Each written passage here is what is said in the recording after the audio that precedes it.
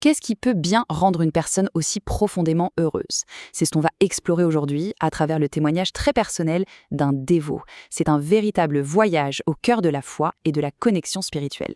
Tout commence par ces quelques mots. Je me sens si heureux. C'est simple, direct, mais ça résonne avec une force incroyable. D'où peut bien venir un bonheur aussi intense, aussi pur? C'est le point de départ de toute notre réflexion. Alors, pour vraiment comprendre cette joie, il faut se plonger dans l'histoire qui est derrière. C'est un récit brut, sincère, une véritable fenêtre ouverte sur ce qui peut nourrir une foi aussi profonde. Ce bonheur immense, il ne sort pas de nulle part. Sa source, d'après ce témoignage, c'est une connexion très profonde, très personnelle, avec une figure centrale, le gourou. C'est ce lien si particulier qu'on va essayer de décortiquer. Et ce qui rend ce témoignage vraiment fascinant, c'est un concept assez surprenant qu'il introduit, l'idée qu'il existerait un goût spirituel, une sorte d'attraction unique, presque sur mesure, propre à chacun. Alors c'est quoi exactement, ce goût spirituel?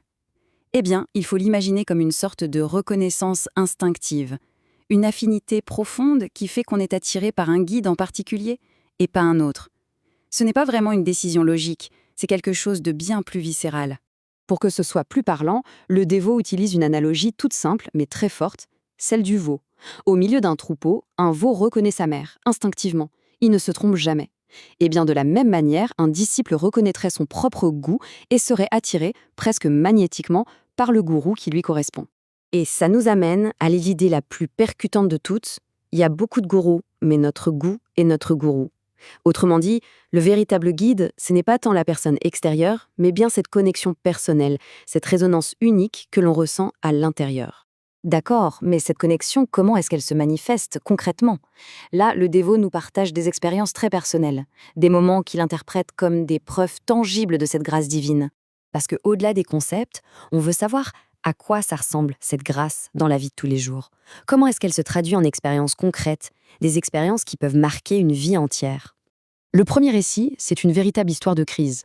Imaginez, un tambour sacré est brisé, les chants sont interdits, la peur s'installe. Les dévots, en secret, se tournent vers une divinité protectrice, Nishinga. Et c'est là que le moment bascule. Leur maître, Mahaprabhu, leur révèle qu'il est cette protection incarnée. L'angoisse se transforme alors en une foi encore plus solide. Et puis, il a cette autre expérience, complètement différente, purement sensorielle. En entrant dans un temple, la personne est submergée par une vague de bonheur. Un bonheur si intense qu'il n'a pas de mots pour le décrire. C'est au-delà de l'imagination.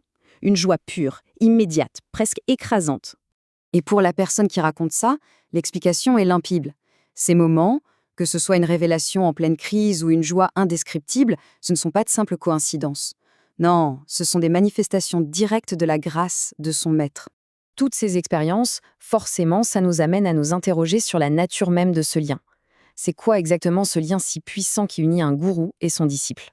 Ce lien est décrit comme quelque chose de presque mystique. C'est une attraction qui peut exister sans même avoir jamais rencontré le gourou.